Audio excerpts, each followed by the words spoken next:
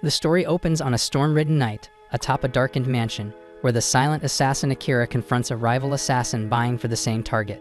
Though clearly outmatched, the other man refuses to back down and slips a hand beneath his cloak, pulling out a concealed senbon. He lunges forward, hurling the senbon straight at Akira, but to his disbelief, they pass through him like mist. The then assassin draws his sword, and the two collide in a violent dance of steel and sparks. Their blades collide again and again until Akira knocks the man's weapon spinning into the air. The rival assassin quickly switches tactics, pulling out throwing knives and sending them flying. Akira dodges smoothly, but his opponent fires one last hidden projectile. To his horror, Akira vanishes right before his eyes, reappearing silently behind him. The man searches desperately for an opening, but Akira blocks every strike and forces his arms down. In a final attempt, the assassin swings with a kick from his bladed boot, but Akira anticipates the move, pierces his arm, then snaps his leg and sends him crashing to the ground. Though he has a few tricks left, the defeated assassin accepts his loss as his own blade, which is still midair, comes down and lands on him. With the threat gone, Akira slips into the mansion like a shadow, entering the dimly lit room where his target lies asleep.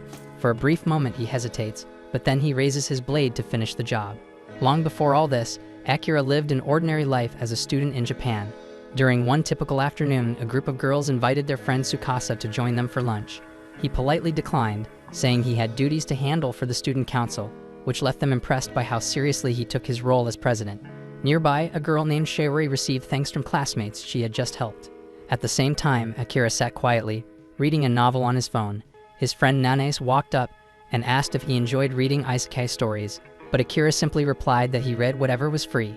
Laughing, Nanes told him to share any new recommendations before heading off. As Akira watched him go, a few girls whispered, wondering who Nanes had been talking to.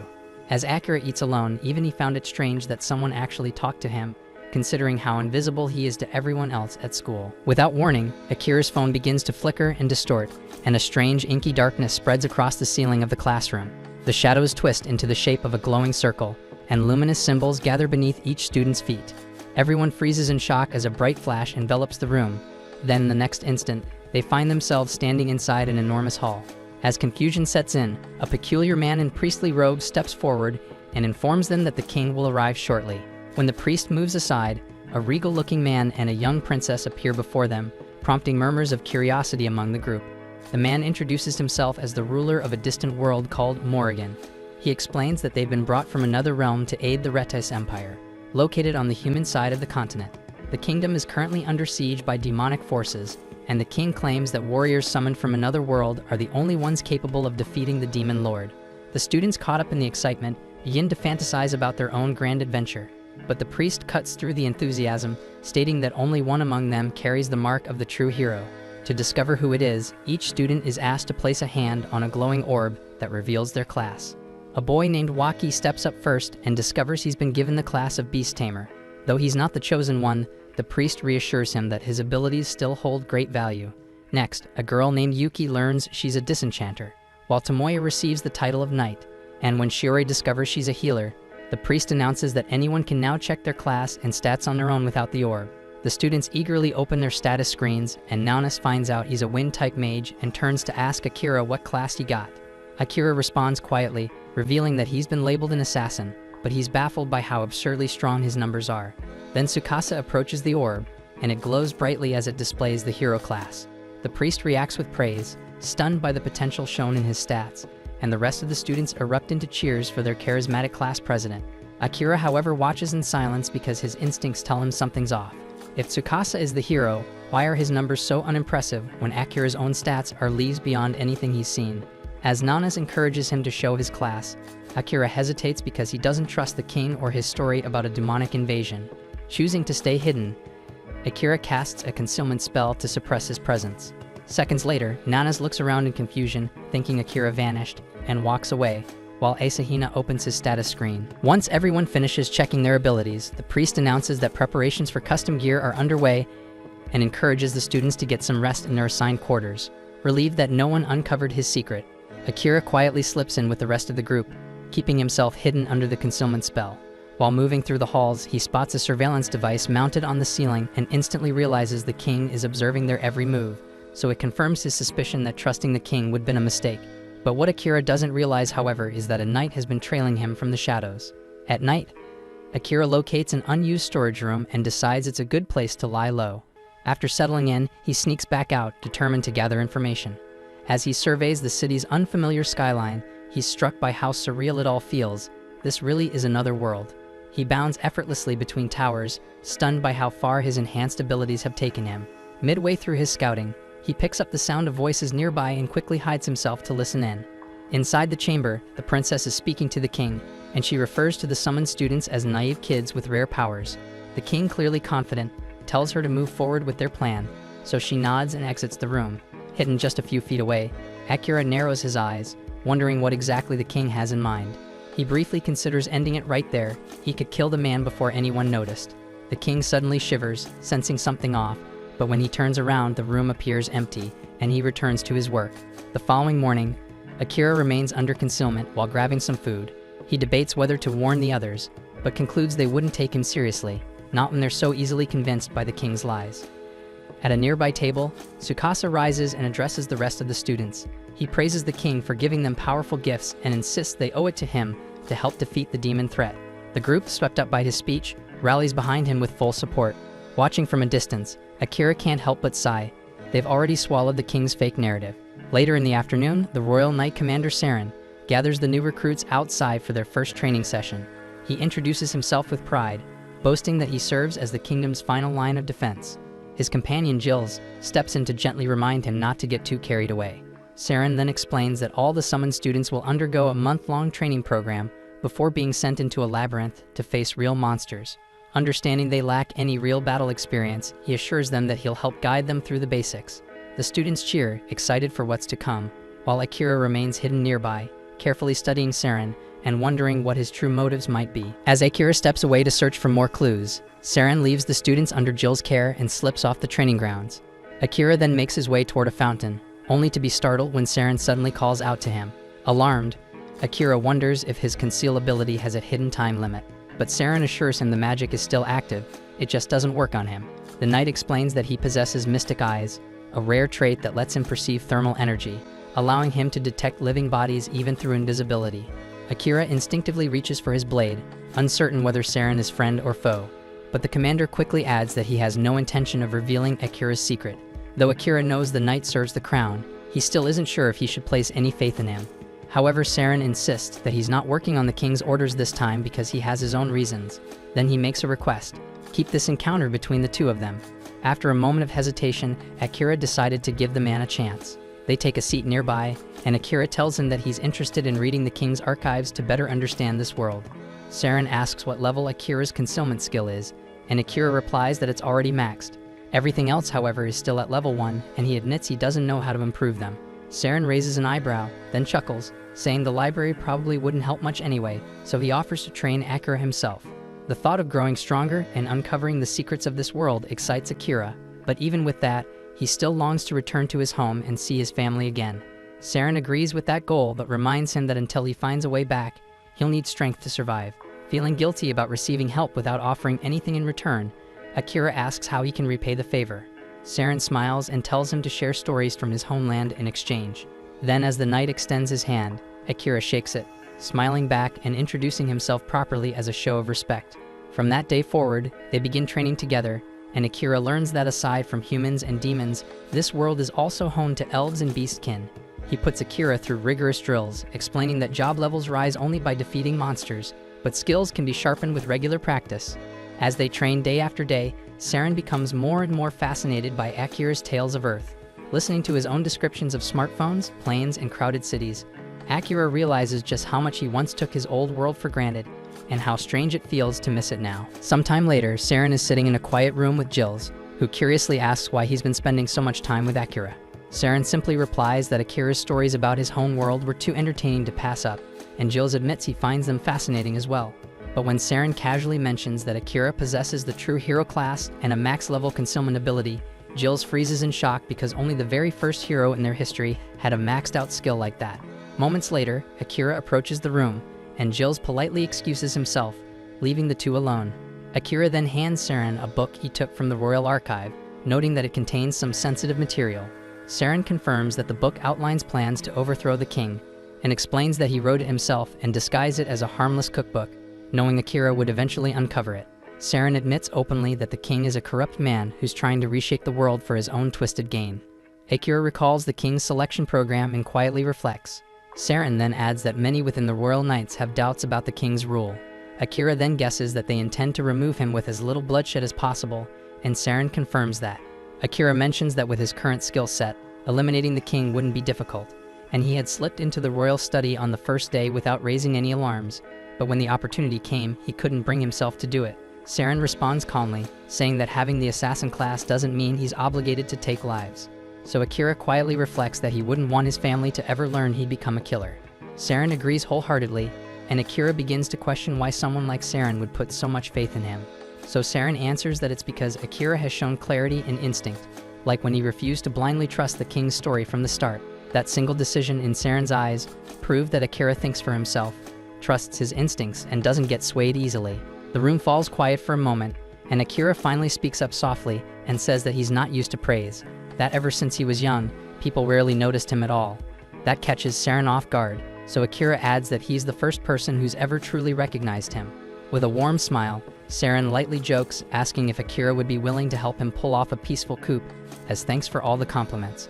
Akira gives a faint smirk and tells him he'll think about it, then quietly slips out of the room. After a full month of training sessions, Saren gathers the students and announces that they'll begin their expedition into the legendary Canton and Labyrinth. Afterward, a crowd forms nearby to see the heroes off, and Akira is quietly surprised by how much attention they're getting. As his eyes scan the gathering, he notices a girl standing alone at a distance. In an instant, he appears behind her, startling her with a quiet question about what she's doing. Visibly annoyed, she responds bitterly, saying their people paid a heavy price to summon the heroes. Akira calmly says he has no idea what the hell she's talking about, but she simply says they'll speak again once he learns the truth, then walks away. Soon after, the heroes enter the dungeon and find themselves fighting waves of monsters. The group is caught off guard when one student accidentally activates a trap, causing a swarm of massive ogres to descend upon them. Akira takes down one of the beasts and quickly asks Saren if they should pull back. Saren agrees, and to buy them time, unleashes a powerful divine sword technique that wipes out the enemies blocking the route. However, as they pass through the dungeon gate expecting to escape danger, they're met with another horde of monsters waiting on the other side. In a moment of panic, Tsukasa remembers the emergency smoke bomb the princess gave him for emergencies and sets it off. The explosion clears the lesser beasts, but from within the haze, a freaking towering minotaur emerges.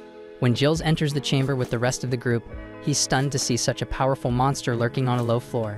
Akira wastes no time and dashes forward, dodges a massive strike, and climbs onto the minotaur's back. He slashes, but his weapon snaps in half against the creature's dense hide. Alarmed, Akira leaps off to avoid a counterattack and rushes back toward Tsukasa, who's barely able to stand. Overwhelmed with guilt, Tsukasa mutters that he's useless, but Akira tells him that heroes aren't meant to carry the burden alone. He reminds him that every student here has been training too, and that it's time to let others fight alongside him.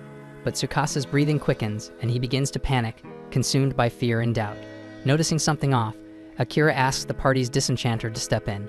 She steps forward, activates her spell, removing a dark curse that had been feeding Tsukasa's fear, and as soon as it's lifted, Tsukasa regains clarity.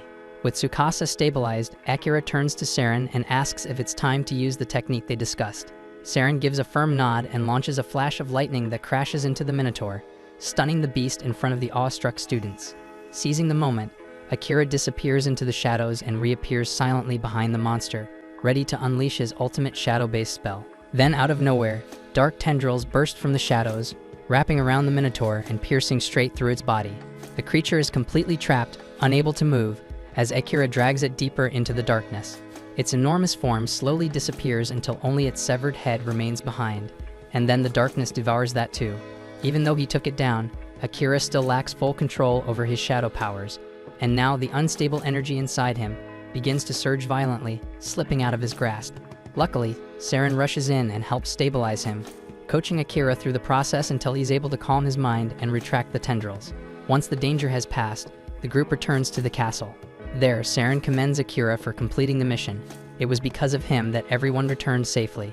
But while the shadow technique is undeniably powerful, it puts a heavy strain on the body, so Saren warns him not to use it unless truly vital.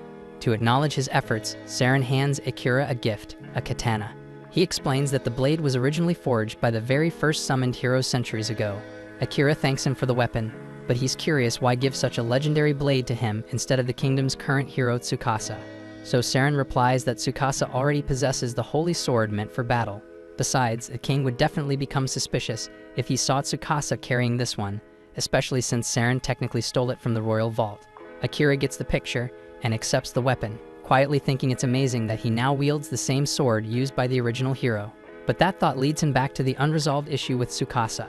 Though they had managed to confirm that he was under a curse and had partially alleviated it with a disenchantment spell, the root of the affliction still remained, so Akira intends to get to the bottom of it. At night, he sneaks into the princess's chambers and finds her mid-ritual, enhancing the curse on Tsukasa with a glowing crystal, her magic steadily transforming him into a mindless puppet. Without hesitation, Akira slices the crystal clean in half, disrupting the spell. That should neutralize the curse at least for now. But Akira isn't finished. With his blade drawn, he places it at the princess's throat and demands to know why she is doing this shit. Her response is cold and mechanical. She claims she's acting for the king's sake. But as Akira looks closer, he realizes something chilling. There's no emotion in her eyes, no will, no intent. She isn't choosing this path, and she's just another victim under someone else's control. Killing her wouldn't make sense, not like this. So without another word, Akira lowers his sword and silently walks away. Still, Akira probably should have finished her off because the moment he leaves, the princess walks over to her closet, revealing a hidden stash of cursed crystals, one for each of his classmates. And without hesitation, she begins activating them. Not long after, Akira brings a few of the shards to Saren, hoping he might know something. The moment Saren lays eyes on them, his expression darkens. He mutters under his breath, frustrated that the king is still pursuing this madness. He tells Akira he's seen these kinds of crystals before. Then he asks if Akira made direct contact with the princess while destroying the one on Tsukasa. Akira admits he did, and he confronted her on purpose, hoping to understand her motivations. Saren shakes his head and explains that there's no real point in trying to reason with her. At this stage, she's nothing more than a tool being manipulated by the king. Still, Saren says Akira's done enough for one night and advises him to get some rest. But not at the castle because things have changed now. With Tsukasa's crystal destroyed, the princess will likely move on to targeting the rest of their classmates. The only reason Akira is safe for now is because she doesn't know who he really is. But now that she knows someone is working from the shadows, Saren's certain the castle guard will be conducting a full sweep tonight, so hiding in storerooms won't work anymore. Akira apologizes for blowing his cover without thinking through the consequences. But Saren simply smiles and tells him there's no need to be sorry. Making mistakes is just part of growing up, and it's his job, as the adult in the room, to help pick up the pieces. Akira nods, thankful to have someone like Saren in his corner. Saren chuckles and says that if Akira truly wants to repay him, then he better bring him along when he figures out how to get back to Japan. That night, Akira sleeps up in one of the trees outside the castle, but his rest is cut short by the sound of chaos echoing through the courtyard at dawn.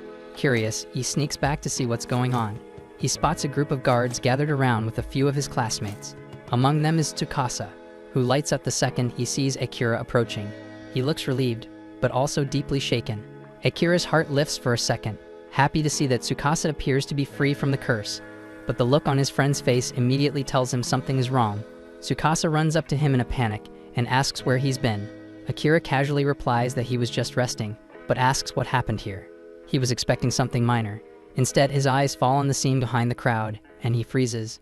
Commander Saren is lying motionless on the ground with a dagger buried in his heart. Akira collapses to his knees, overwhelmed by the sight of Saren's body. His voice cracks as he demands to know who could have done something like this. But before anyone can answer, his classmates suddenly turn against him. One after another, they start accusing him of being the killer.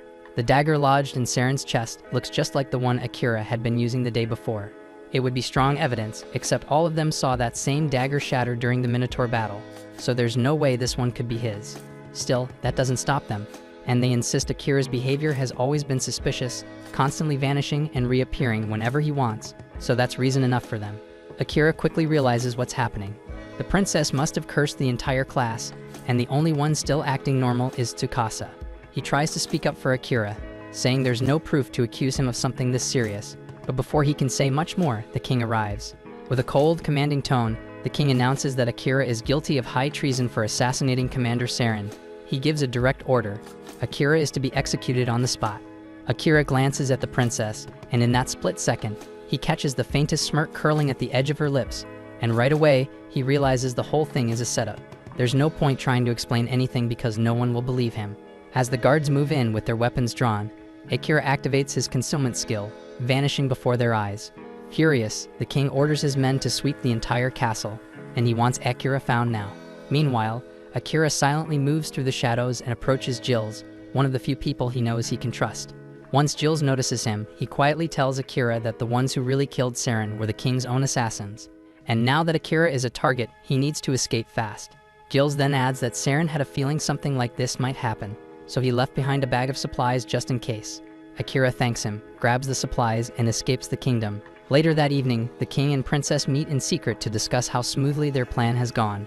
The king admits he didn't expect it to be this easy to get rid of Saren, but thankfully, the assassins did their job cleanly. The princess informs him that the rest of the class, except Tsukasa, is now fully under her curse.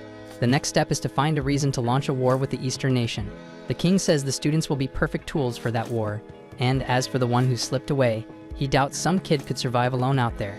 But just to be sure, he tells the princess to send the Night Ravens, his deadliest assassins, to track him down. At the same time, Akira had just reached the dungeon, just like Saren once said. It's the best place to stay hidden when you're being hunted. No one in their right mind would think to check a dungeon just to chase after someone, so it should serve as a decent hideout. But food and water are scarce down here, so he'll have to be cautious. Even though Akira can cloak himself with his concealment skill, plenty of monsters still exist that rely on enhanced senses like smell and hearing. But as he continues to grow stronger and his assassin class ranks up, he'll eventually be able to erase all traces of scent, silence his steps, and even suppress body heat, making himself nearly invisible. Boss rooms appear every 10 floors, and once you're inside, the only way out is to kill the boss. It's a major gamble to enter one alone, but Akira doesn't exactly have the luxury of waiting things out. As he walks deeper into the dungeon, he's immediately attacked by a chimera. At first, he manages to dodge its claws and fangs, but then its snake tail spits a jet of venom, catching him off guard and striking his leg. The poison slows him down, and he can't maneuver like before. That gives the beast an opening, and it slashes his back, drawing blood. Just as it prepares to go in for the kill, Akira unleashes his trump card, and shadow magic erupts and completely consumes the chimera in a single blow. With that, he defeats the dungeon's first boss. But the combination of his injuries and the toll of using the shadow spell leaves him barely clinging to life. Recognizing that its master is in danger, the shadow energy automatically shifts into regeneration mode, patching his wounds while he's unconscious. At the same time in the royal castle, Tsukasa asks everyone to follow him out of the capital. His classmates blink at him, asking if he's seriously saying they should go take down the Demon King right now. It sounds like a decent excuse, so Tsukasa just rolls with it, but his classmates immediately shut him down, telling him to sit back down and stop dreaming because they're not going anywhere. That reaction confirms what Saren warned him about before his death. The curse is real, and it's controlling their minds. If that's true, then Tsukasa realizes he'll have no choice but to leave on his own. But unexpectedly, a few of his classmates step forward and say they'll come with him. And a few hours later, that small group is standing with Tsukasa just outside the city border. They're a bit stunned that leaving the city was so easy, but when they think about it, it makes sense. Their excuse was that they were heading off to fight the Demon Lord, and it wouldn't look good for the king to stop his own heroes from completing their assigned duty. With that settled, Tsukasa turns to the others and asks why they chose to come along, especially when everyone else refused to even consider it. Yuki replies that she doesn't believe anyone in their group is under the princess's influence anymore. Asahina then speaks up, saying that he thinks he might have helped break the curse somehow. He's not entirely sure why, but he has a blurry memory of sneaking into the princess's chamber and smashing several crystals. We later learn that the one behind that action was actually Jill's. He had used his manipulation ability to temporarily take control of Asahina's body in order to dismantle the curse. And while he wasn't able to free everyone, he's at least relieved that he could carry out Saren's final wish. As the group finally steps beyond the kingdom's borders, Asahina finds himself thinking about Akira. He deeply regrets not trying to find him sooner while he was still hiding within the castle. Even if he had been under a curse, he still feels horrible for not defending Akira when he needed it most. Back in their original world, most of the class hadn't spoken to Akira much at school.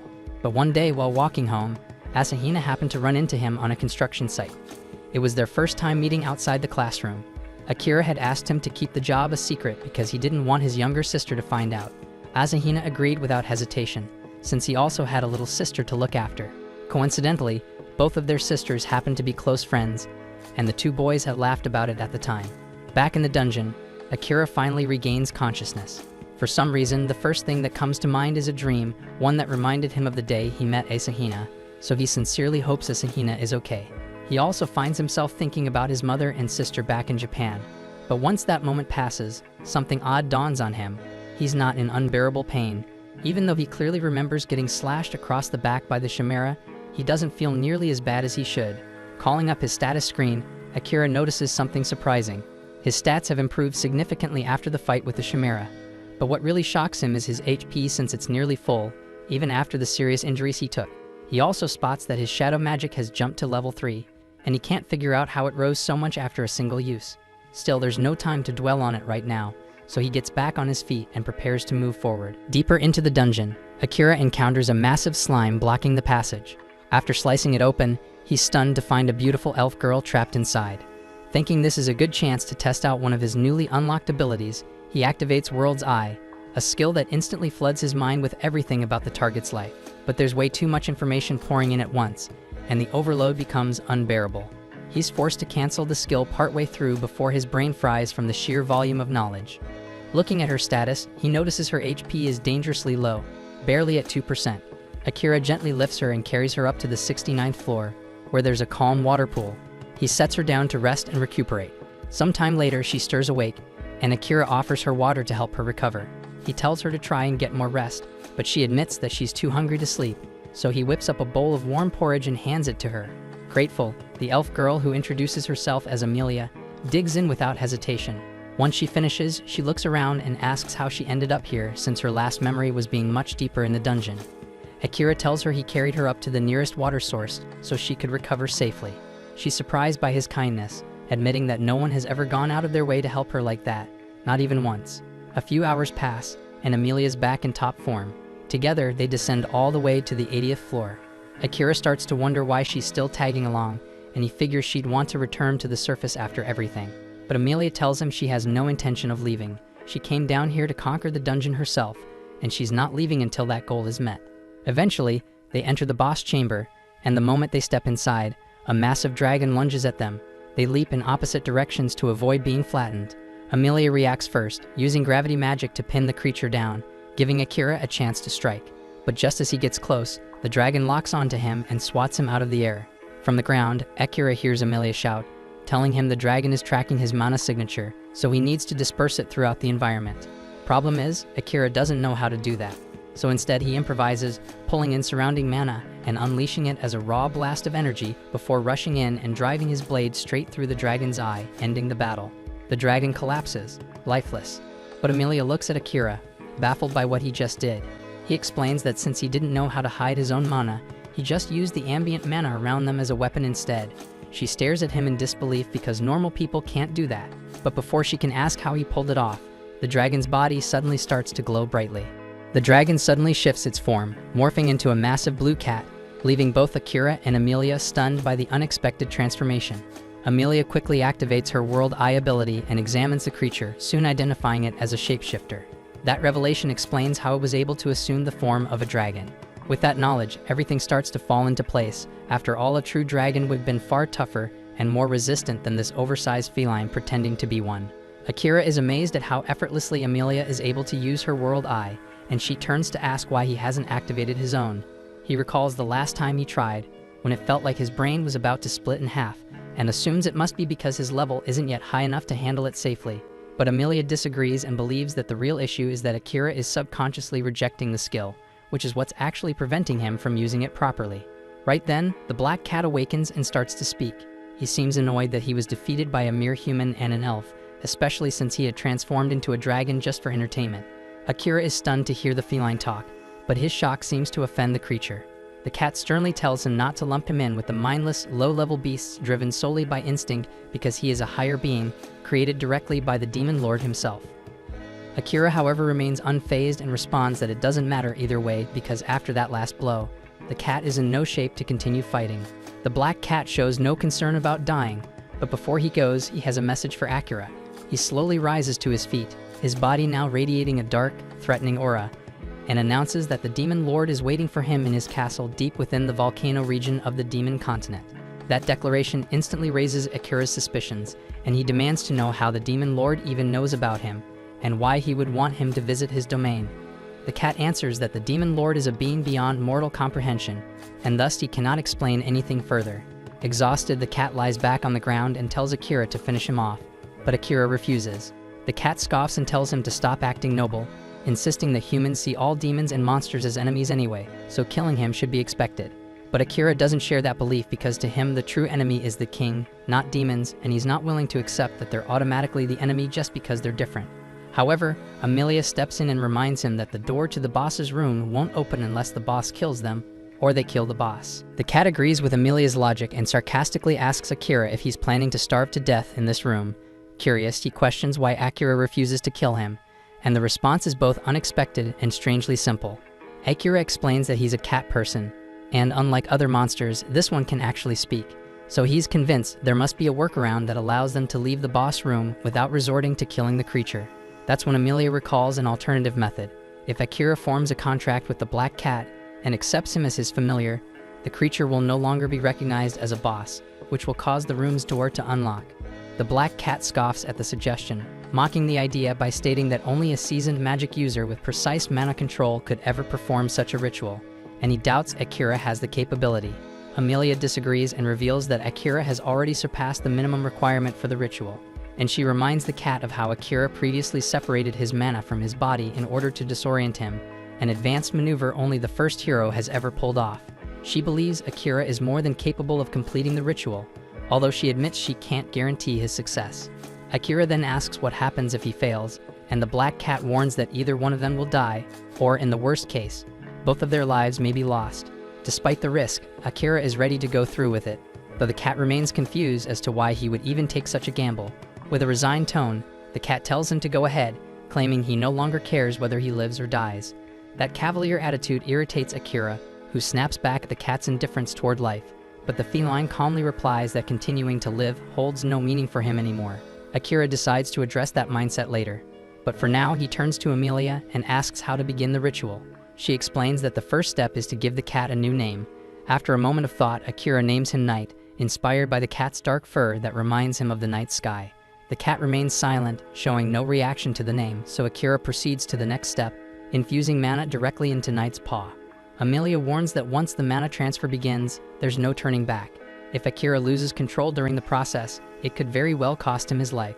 But Akira doesn't hesitate, and he's confident in his ability to succeed. The moment he begins pouring mana into the cat's paw, he's hit by a sudden and overwhelming wave of energy. He quickly realizes that this surge is the power housed within the cat. But before he can steady himself, his vision shifts violently, and he finds himself plummeting toward a city engulfed in flames. Horrified, Akira watches the terrifying scene unfold, and amidst the chaos, he sees Night mercilessly tearing through the city, slaughtering anyone who tries to flee. Akira attempts to stop him, but Night launches an attack with a torrent of dark mana that strikes Akira with devastating force. As Akira pulls himself back up, Night urges him to stop hesitating and just end it, saying it's the only way he'll be able to leave this place alive. But even then, Akira still can't bring himself to strike the cat. Seeing this, Night launches another assault, slashing him hard with his powerful claws. The pain Akira suffers inside the dream world begins to affect his real body too, and at last, he makes the decision to fight back. He hurls his dagger at Night, but the cat bats it aside with ease, then starts channeling his dark energy to end the battle swiftly. Akira charges forward, but instead of landing a blow, he deliberately takes the hit, allowing Night's claws to pierce straight through him. The black cat stares at him stunned, and asks in disbelief what the hell he is trying to do. Akira responds calmly, saying he still refuses to kill him, and that deep down, he knows Night doesn't want to hurt anyone either. Night scoffs, reminding him that he's still a monster. Even if he has intelligence, his instincts constantly scream at him to destroy anything that stands in his way. But Akira sees through that facade, and he knows that Night is exhausted from the endless cycle of killing, and he tells him that he no longer has to fight those urges alone. Gripping his claws tightly, Akira makes a quiet vow to watch over him, to be by his side, and ensure he never has to go through something like this again.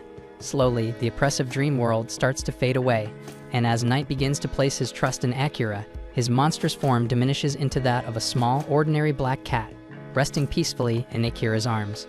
The sun rises within the dream, casting its golden light as a symbol of the inner peace Night is beginning to feel.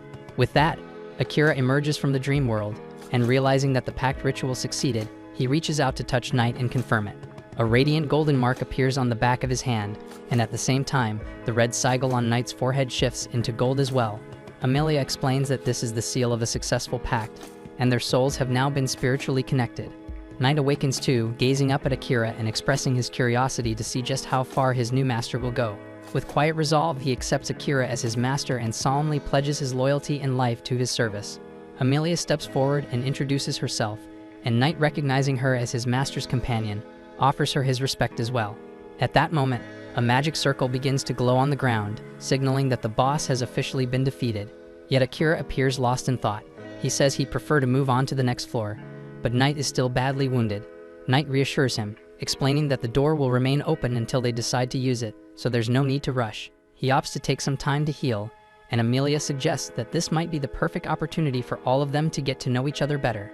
Knight immediately agrees, and Akira can't help but be a little surprised by just how fast his new companion's personality flipped. Meanwhile, Tsukasa and his group arrive in a nation established by a hero, who like them was summoned from Earth. They're stunned to find that the entire country mirrors the appearance of historical Japan. The surroundings feel oddly nostalgic, and for the first time in a while, they start to relax before sitting down to discuss their next steps. Tsukasa brings up the most immediate concern, their finances, pointing out that they're only a month away from running out of money and being left without a place to stay. One of the guys suggests they become adventurers, saying it's the most suitable occupation for people like them. Tsukasa agrees and then shifts the conversation to their next priority, gathering information. He proposes they seek out someone well-versed in the ways of this world and also dig through books that might contain useful knowledge. Another member of the group sighs, hoping there's a book somewhere that explains how to return to Earth. But Tsukasa believes their best chance lies in defeating the Demon Lord. He explains that only the king and the princess might know how to send them back, and despite their cruel and manipulative nature, the only way to earn their cooperation is by taking down the Demon Lord. He firmly states that once they've secured enough money and intel, their next destination will be the Demon Continent, but Asahina doesn't agree with that plan. He argues that they should first reunite with Akira before heading off, because his instincts tell him that Akira's power is advancing at a pace far beyond anyone else's, and they'll need him if they hope to succeed. Some members side with Asahina, while others remain suspicious, still thinking he may have been responsible for Commander Saren's death. The disagreement quickly escalates into a small argument, but the girls step in and try to calm everyone down. They turn to Tsukasa, asking for his judgment on the matter, since as the leader he gets the final say. Tsukasa sides with Asahina, admitting that he too believes Akira is already stronger than all of them, but he also doubts whether they'll actually be able to work with him.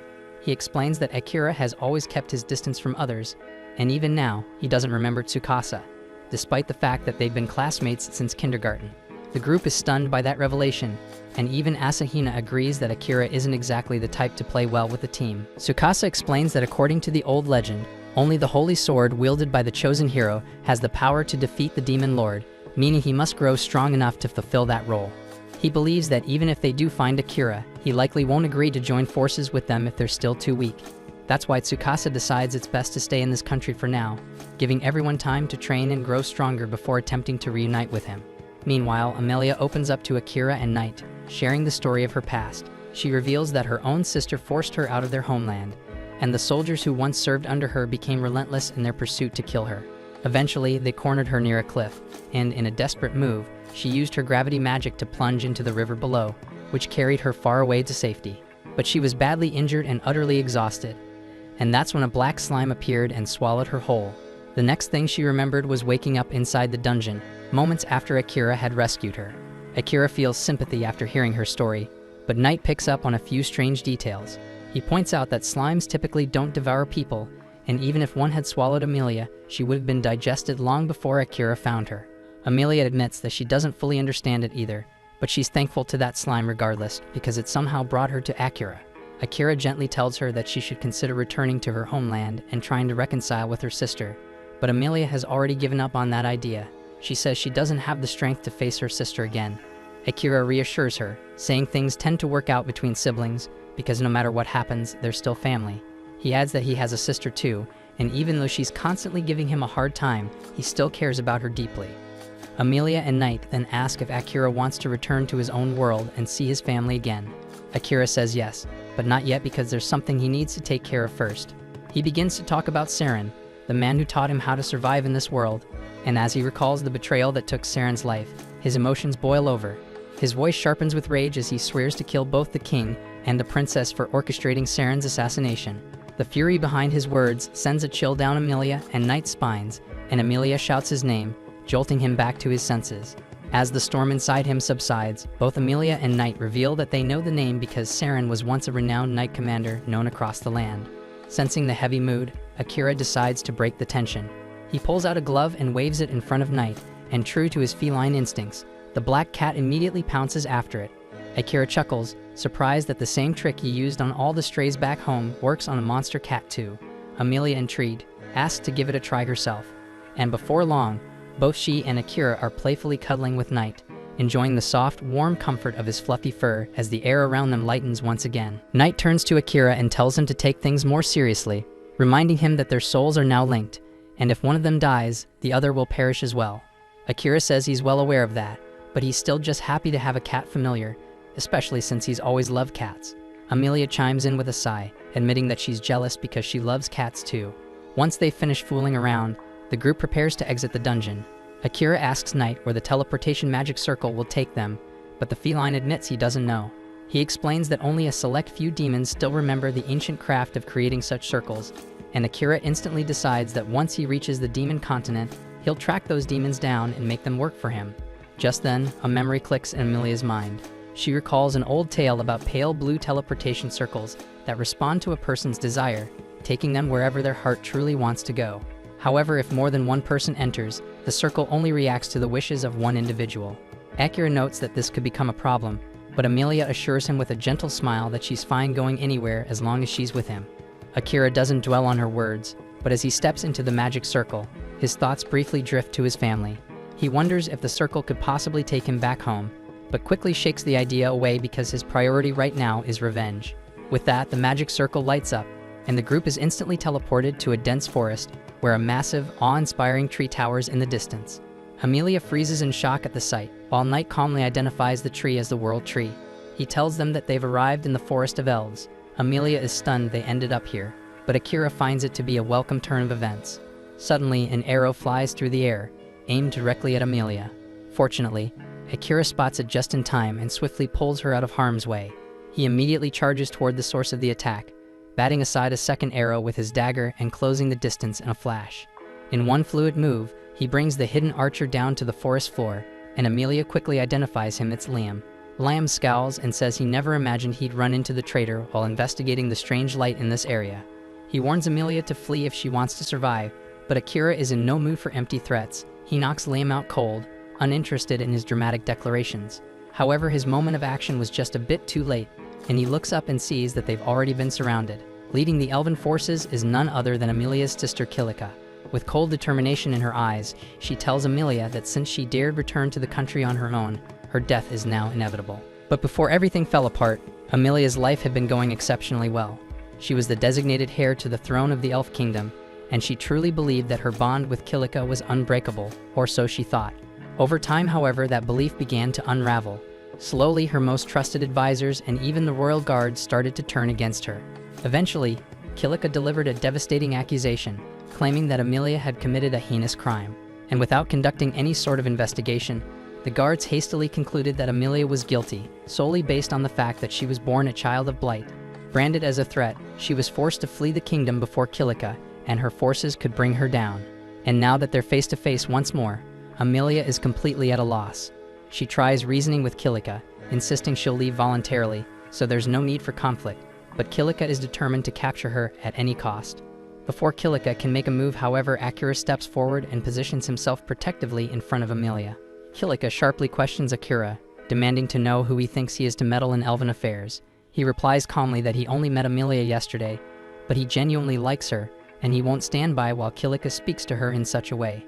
He also points out that Kilika keeps calling Amelia a criminal and asks her directly what crime Amelia supposedly committed. In response, Kilika rolls up her sleeve to reveal a deep, discolored bruise stretching across her arm. She claims that Amelia once gave her a potion that was secretly laced with poison, an act that even within royal bloodlines is absolutely unforgivable.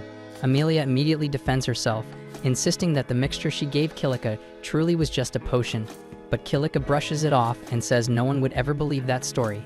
She then steps closer to Akira and stares directly into his eyes. Sensing Kilika's intention, Amelia quickly warns Akira to back away, but it's already too late.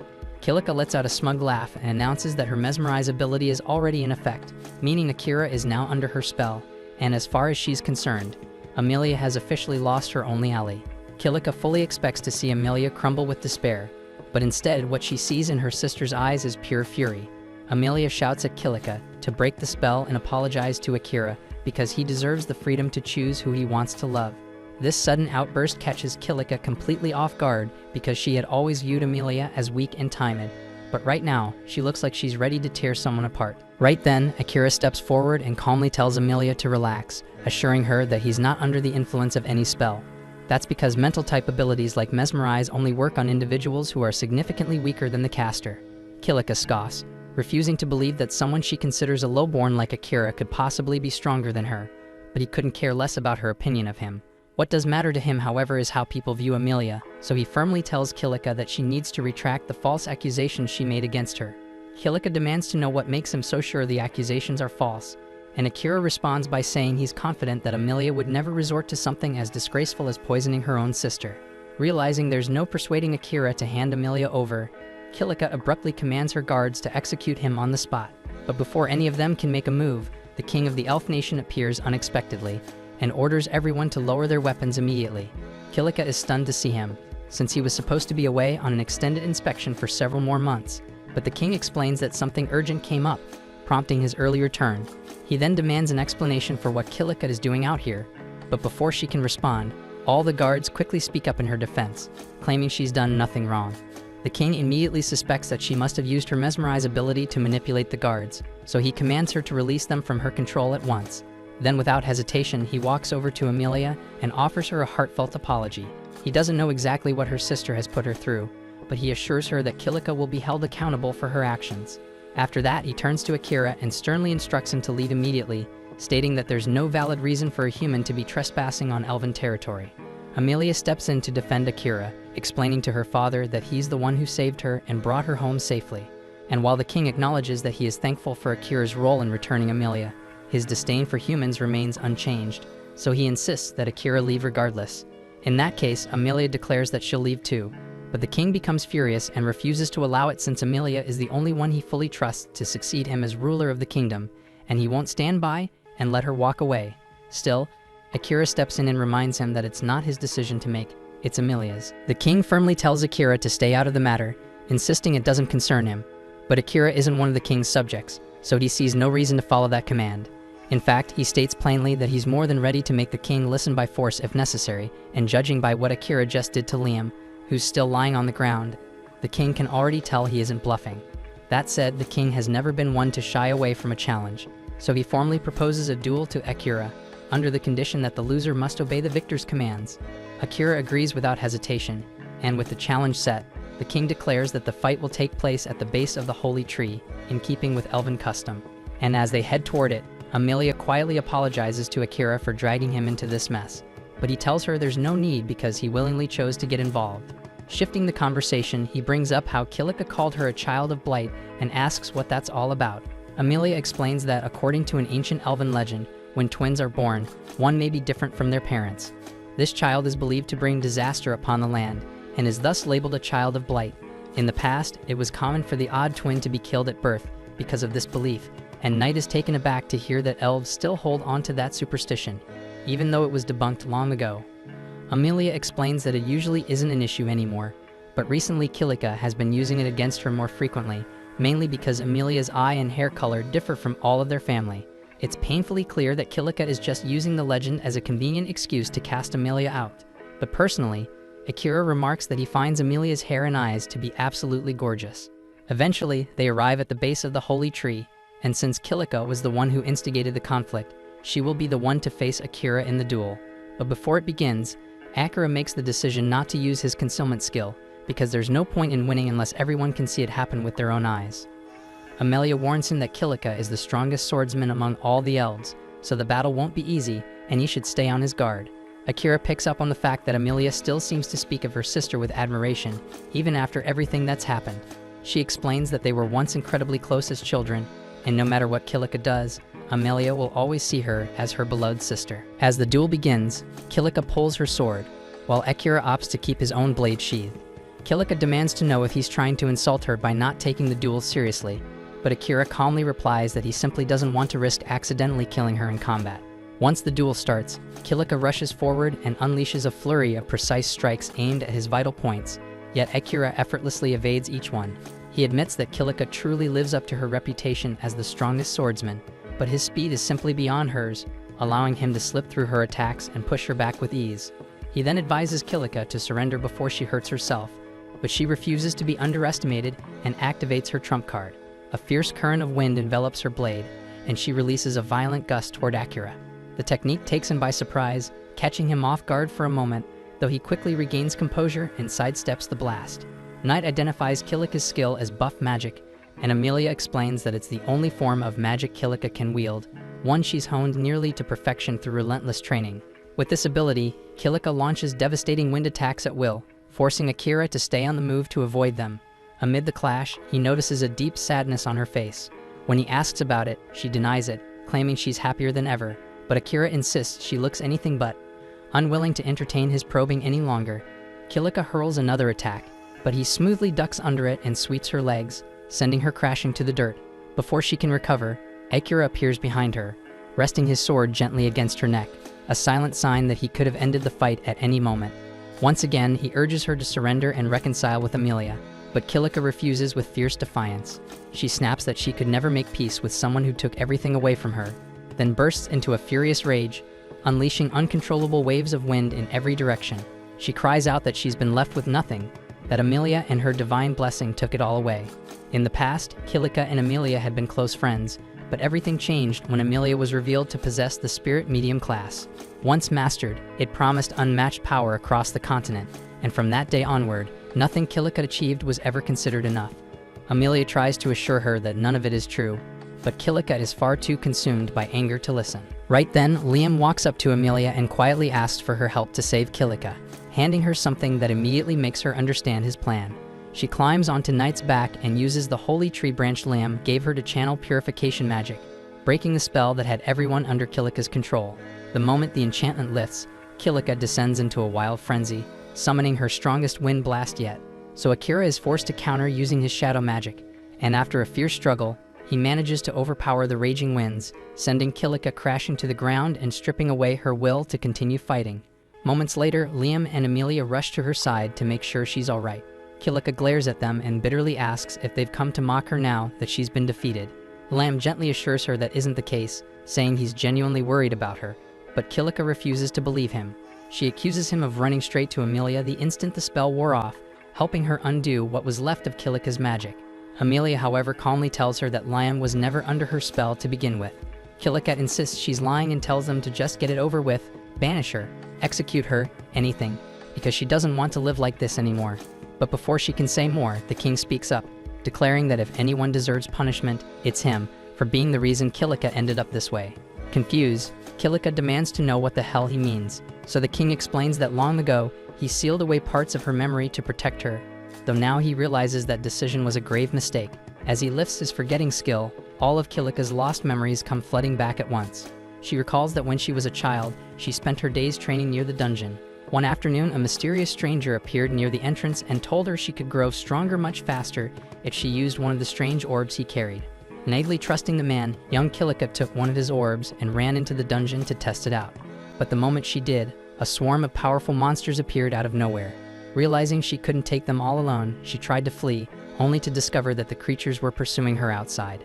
Dungeon monsters weren't supposed to be able to leave their dungeon, yet these were clearly different. Knowing they were heading straight for the elf village, Kilika chose to stand her ground and fight. She held out as best she could, and the chaos quickly drew the attention of nearby elves, who rushed to her aid after realizing something had gone terribly wrong. Liam was the first to arrive, but tragically he was immediately impaled through the torso by a goblin, leaving Kilika to watch helplessly as her friend died right in front of her. The trauma and guilt from that moment nearly shattered Kilika's mind, so the king decided to seal away those memories to protect her from the devastating truth. Also, Liam wasn't the only casualty from that battle, but the situation was ultimately salvaged thanks to Amelia, who used her spirit medium abilities to craft 2 advanced spells, gravity magic and resurrection magic. And with them she was able to bring back everyone who had fallen, ensuring that no lives were truly lost that day. But because Kilika remained the only one unaware of what really happened, those who had been involved slowly and unintentionally began to drift away from her. So Kilika misinterpreted their distance, assumed they had lost interest in her simply because she wasn't a spirit medium like her sister. Overcome by the truth, Kilika collapses in tears, heartbroken that she ended up turning her own sister into an enemy over nothing more than a freaking painful misunderstanding. But Amelia gently tells her that's not true because no matter what happened, she could never bring herself to truly hate Kilika. Kilika knows she has a lot of making up to do for the pain she caused her sister, but Amelia reminds her that in the end, they are still family, and in her heart, nothing will ever change that shit. Later that night, a grand feast is held to celebrate Kilika's change of heart. The king personally thanks Akira for helping bring peace back to their family. As promised, he gives Amelia the freedom to decide her own future, even if that means she chooses to leave on a journey with Akira. On that note, the king asks Akira what his next destination will be, and Akira replies that he plans to head to the Beast Continent, since Knight mentioned it's one of the best places to find high-quality equipment and weapons. At the same time, Asahina and the rest of Akira's classmates are seen boarding a ship bound for the Beast Continent as well. They had originally intended to stay put and wait for Akira to catch up with them, but by now they've grown so strong that the monsters in the Yamato dungeon no longer offer any experience. So rather than waste time standing still, they decided to travel to the Beast Continent and upgrade their gear in preparation for whatever comes next. The next day, the Elf King arranges for a full escort to accompany Akira and Amelia as they head toward the outer borders of the kingdom to continue their journey in safety. Akira thinks the whole thing feels a little over the top, but the king clarifies that there's been a troubling rise in kidnappings along the nearby coastline. Given the current situation, he just wants to make sure both of them are well guarded until they're beyond his territory. In fact, he even admits he'd feel much more comfortable if he could personally assign guards to stay by Akira's side the entire way, but Akira respectfully turns down the offer and agrees to travel by carriage instead. As they ride along, Akira turns to Knight and asks why she kept such a low profile during all the chaos with the elves, especially since she clearly could have stepped in. Knight calmly explains that she didn't want to risk exposing her true identity as a demon, since not everyone would be as accepting as he is. Akira gets it, and he understands why she'd prefer to keep up the act of being an ordinary cat, but he still wonders if the Demon Lord is okay with that, especially if he's still watching. Knight confirms he's right to be cautious. Her senses remain connected to the Demon Lord, so he can still monitor her actions, but she assures him that he no longer holds sway over her decisions, and she has absolutely no plans to betray Akira now or ever. That eases Akira's mind a little, especially considering he might have to face the Demon Lord one day, depending on how things unfold, but Amelia doesn't see it going that way. If anything, she feels like the Demon Lord might actually want to be on friendly terms with him, and surprisingly Knight agrees. After what Akira did yesterday, there's no doubt in her mind that he's caught the Demon Lord's attention. Very few people can manipulate shadow magic effectively in combat, yet Akira managed to shroud himself in it completely. Akira explains it just sort of happened in the moment. He was terrified the magic would spiral out of control and hurt Kilika. But even if it wasn't intentional, pulling out something like that is no small feat. Right then, Akira picks up on something suspicious up ahead, and tells the driver to stop the carriage. He steps out and informs the others that his detection skill alerted him to a group of people further down the road.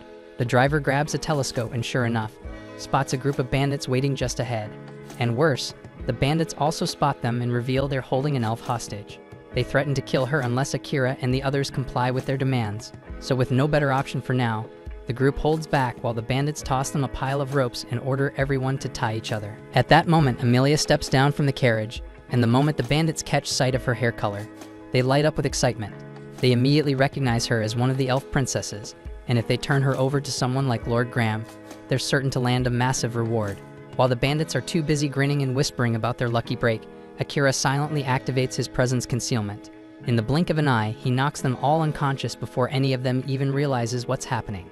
Afterward, he tells the driver to go ahead and tie them up using the rope they had brought, and as that's handled, Akira starts wondering who this Lord Graham character even is. Luckily, the driver says he's actually heard the name before and explains that Graham is a noble from the kingdom of Guruk. That's enough of a lead for Akira, so he instructs the driver to take the captured bandits back to the elf castle, while he and Amelia will carry on the rest of the way by foot. The driver starts to protest, reminding Akira that his instructions were to escort both of them all the way to the port, but since they're already fairly close, Akira reassures him it won't be an issue. A short time later, Akira, Amelia, and Knight board a ship, and once they reach their destination, Akira plans to gear up with some new equipment to keep pushing his strength even further. Amelia finds it a bit surprising that he's still focused on leveling up, especially when he already seems so powerful, but Akira insists that if he's serious about getting revenge for Saren, then he can't afford to stop now. Knight chimes in and says the port city they're headed for actually has a labyrinth, so if Akira wants to train more, he'll have the perfect opportunity. Still, that's a few days away, so she suggests they relax and enjoy the trip in the meantime.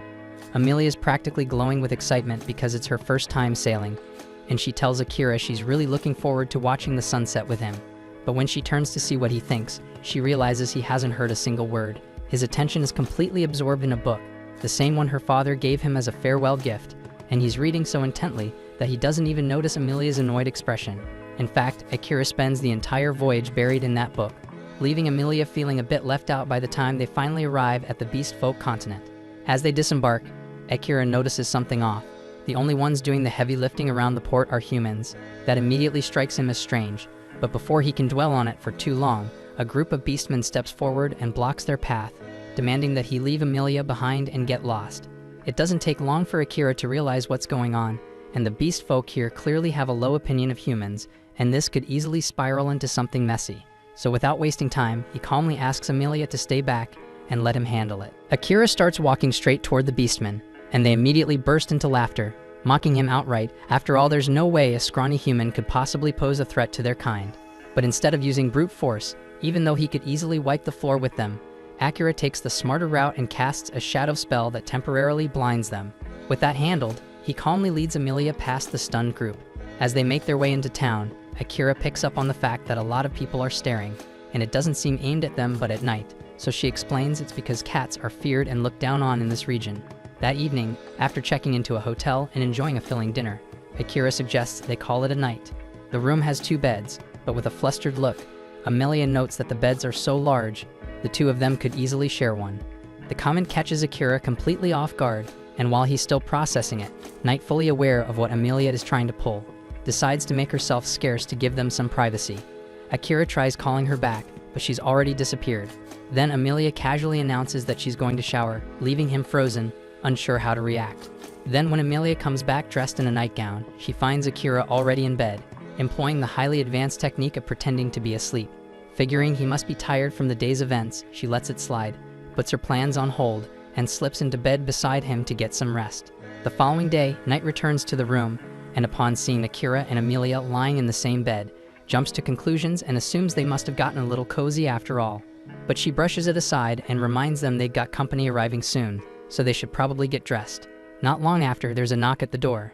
Akira tells the guest to come in, and a man named Crow steps inside. Night introduces him as the top blacksmith on the entire continent, adding that she met with him last night to ask for a favor.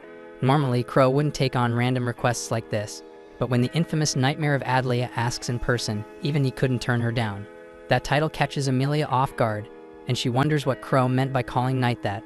But there's no time to ask, as Crow immediately requests Akira's weapon so he can take a look. After examining it briefly, he notes that the weapon's clearly been overused, likely in a labyrinth, and has taken quite a beating, and Amelia is stunned that he could figure all that out just from a quick glance. Akira asks if Crow will be able to repair the weapon, and Crow replies that with the right materials and a proper budget, it should definitely be doable.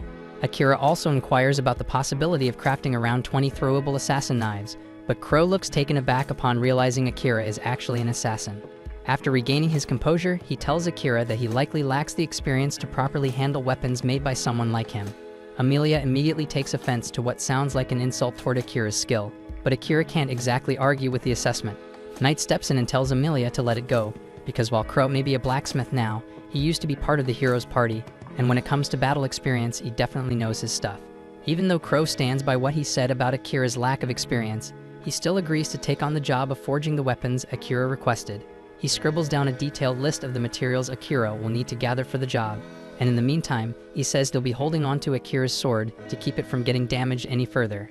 Crow claiming the sword comes as a bit of a surprise, but Night assures Akira that his weapon is in good hands, and there's no one better than Crow when it comes to this craft. Akira trusts Night's judgment, but that doesn't change the fact that he has no idea where to even start looking for all the materials listed. Night explains that the fastest way to find them is by exploring the city's labyrinth, and as a bonus, it would give Akira a great opportunity to level up, which makes the plan sound perfect to him. The labyrinth is located near the center of the city, but getting access depends on a person's adventurer rank. Akira doesn't think that's going to be much of a roadblock, so he starts putting together a game plan for the hunt. While he's doing that, Amelia asks if it's okay for her to step out for a bit since there's something she wants to discuss with Crow directly. Akira says it's fine by him because he still has a lot of research to do about the labyrinth before diving in anyway, but he does ask Knight to go with her and keep him updated via telepathy if anything seems off. A short while later, Amelia and Knight make their way to Crow's workshop. Once there, Amelia brings up something she'd heard, that during the failed mission to defeat the Demon Lord, only the hero and one beastman made it out alive. That beastman she assumes must have been Crow. Crow tells her she's welcome to mock him, if that's what she came for. But that wasn't Amelia's intent at all. She believes Crow survived because he was strong, and that's why she wants to ask him to teach her how to fight. Crow turns her down immediately, saying he made a decision long ago to never take on another apprentice. He explains that every person he tried to train either quit or fell into a deep depression, so he doesn't see the point in wasting his time. But Amelia firmly promises that she won't give up or break down. She wants to walk beside Akira with her head held high, and if he's going to keep getting stronger, then she wants to grow too, so the gap between them doesn't keep widening. Crow once again calls Knight the Nightmare of Adlia and reminds her that their agreement was strictly about fixing Akira's weapon. But Knight calmly points out that Amelia is making this request on her own, so it has nothing to do with Akira. She also politely asks him to stop using that old title, saying that her name is Knight now. Curious, Amelia asks why he keeps calling her that in the first place. Knight explains that years ago, the Demon Lord sent her to Adlia as punishment after the humans invaded demon territory. Her official task was to issue a warning to the city's leaders, but she let her fury take control and went far beyond what was necessary, reducing the entire city to rubble. She admits she had no justification for what she did and takes full responsibility for her actions. That's the very reason she asked Akira to end her life when they first met, but she's changed since then, and as long as she serves under Akira, something like that will never happen again. Crow asks her if she really believes it's that easy to leave her past behind, but Knight says she knows full well that what she did can't be forgiven, so if he still hates her, she understands. To her surprise though, Crow says he's never held any hatred toward her. A few years back, after he and the hero party failed to defeat the Demon Lord, Crow was holding a memorial at his sister's grave when Knight happened to appear.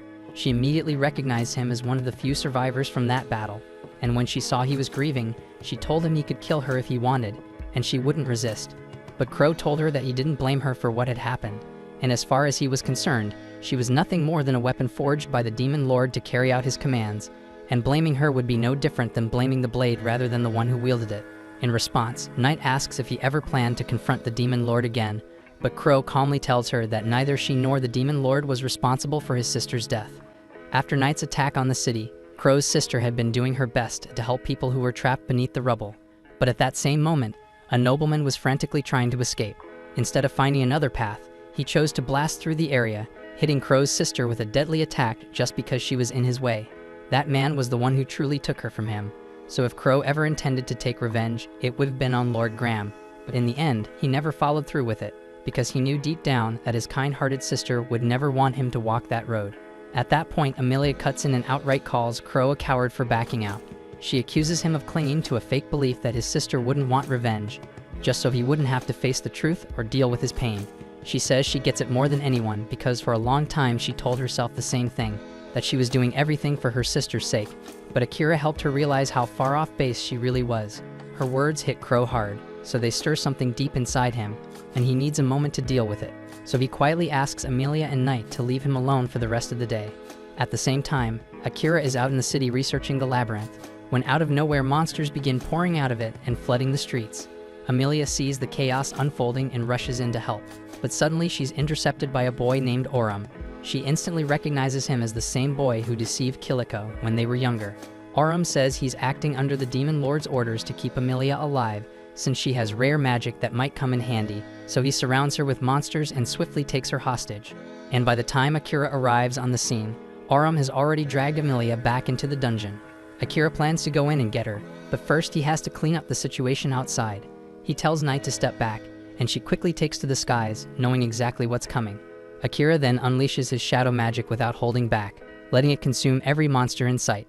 But the massive strain on his body takes its toll, and as soon as the last enemy falls, he collapses from exhaustion. Knight then plunges down to check on Akira, but before she can reach him, the strange system embedded within him suddenly activates.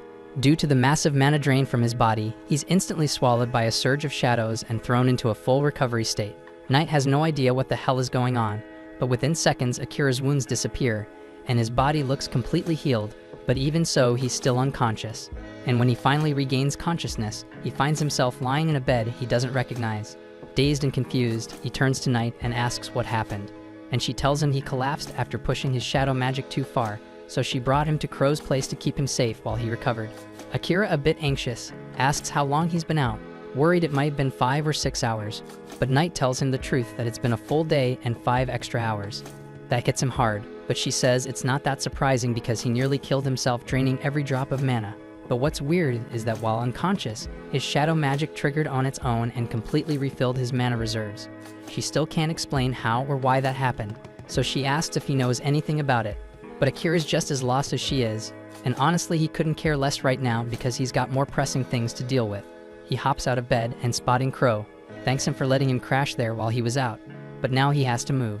Crow, reading his urgency, asks if he really thinks it's smart to rush in like this since it's already been over a day, so Amelia could be halfway to the demon continent by now.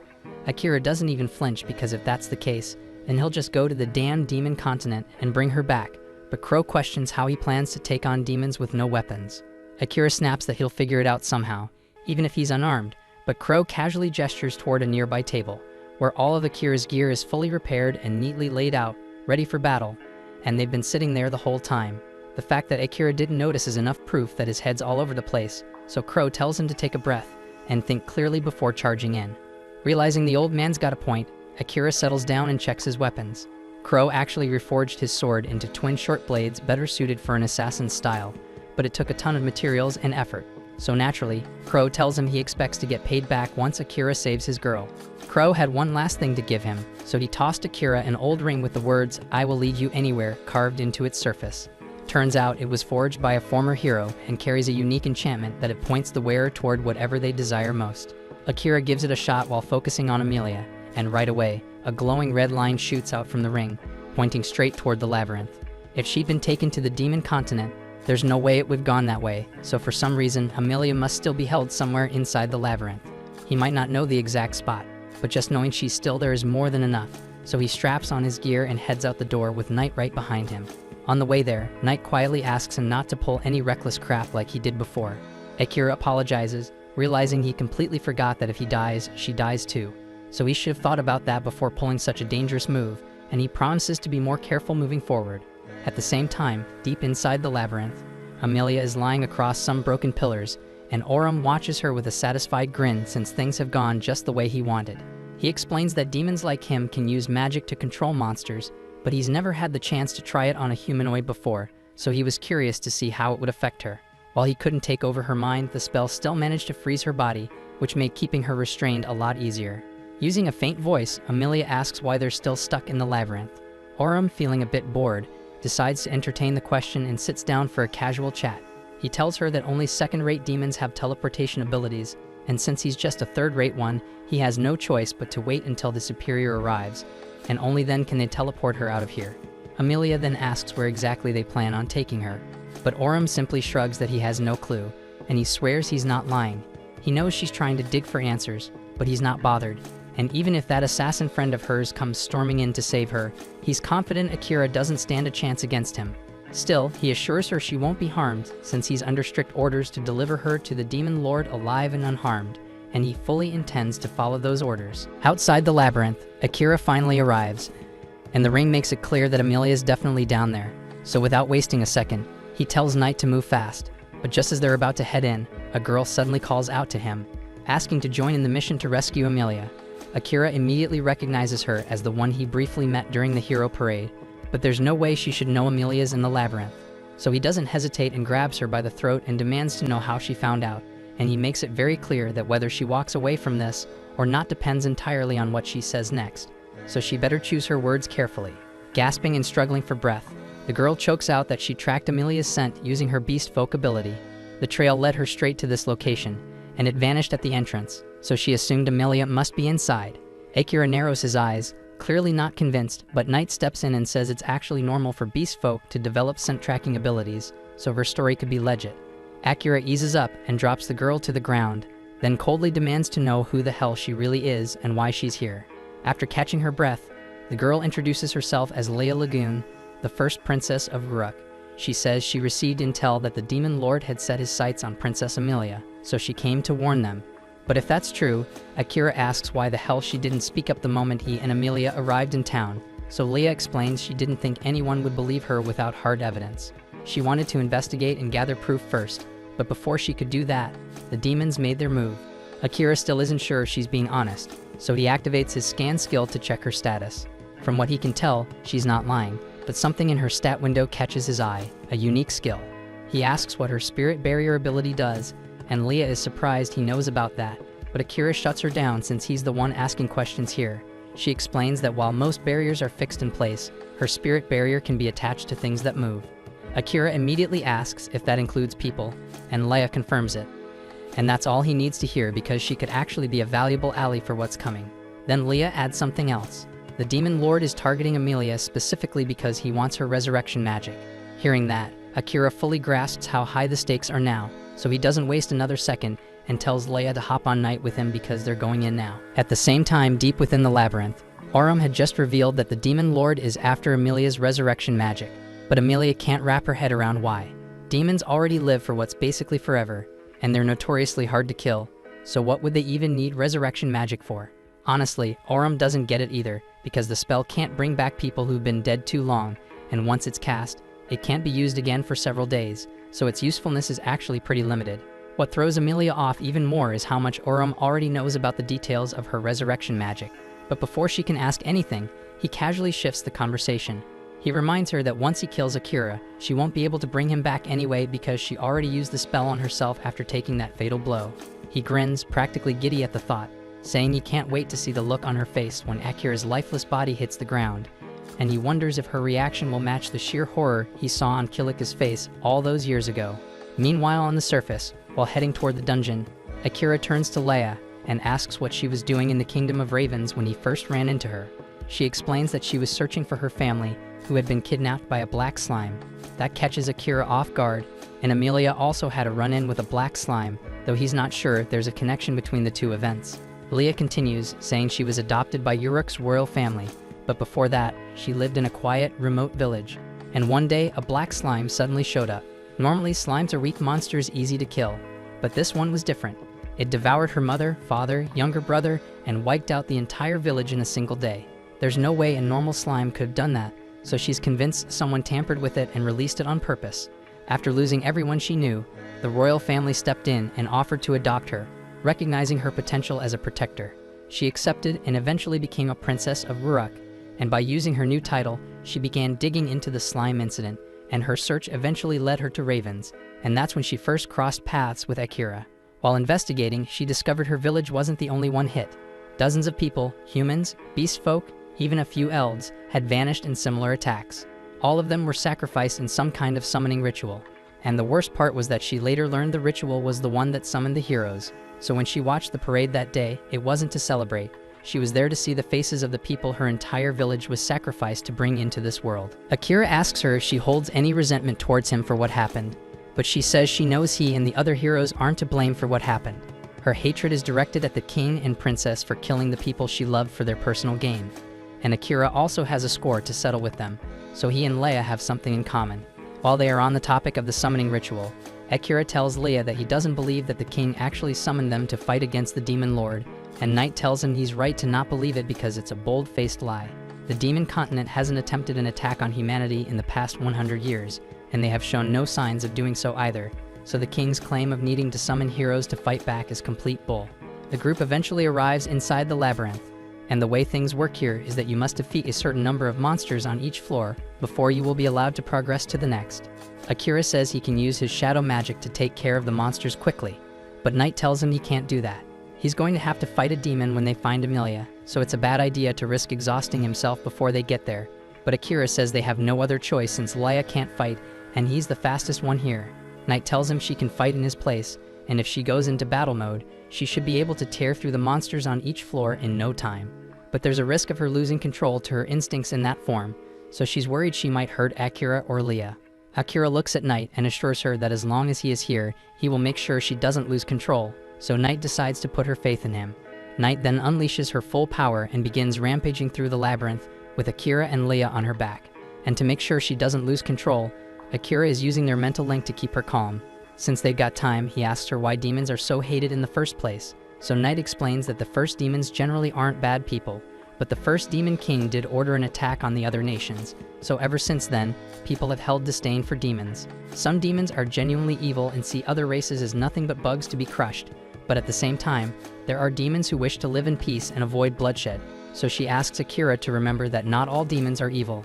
After a short time, they reach the floor where Amelia is being kept. And the second they arrive, Leah throws up a barrier around both Akira and Amelia. Oram blinks in surprise because he wasn't expecting Akira to make it this fast.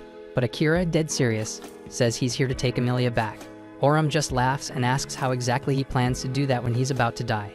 So without waiting another second, Akira lunges in for a surprise attack, but Oram effortlessly parries the blow and starts forcing him back, slicing at his limbs every so often. It's clear he's just playing with Akira, fully aware that he holds the power advantage. But Akira still has one ace left to play. He triggers his shadow magic and uses the blood pooled on the floor to summon shadow beasts into the fight. Caught off guard, Oram is swarmed by the creatures, and that gives Akira the opening he needs to close the distance and slash up both Oram's arms and legs, leaving him brutally wounded.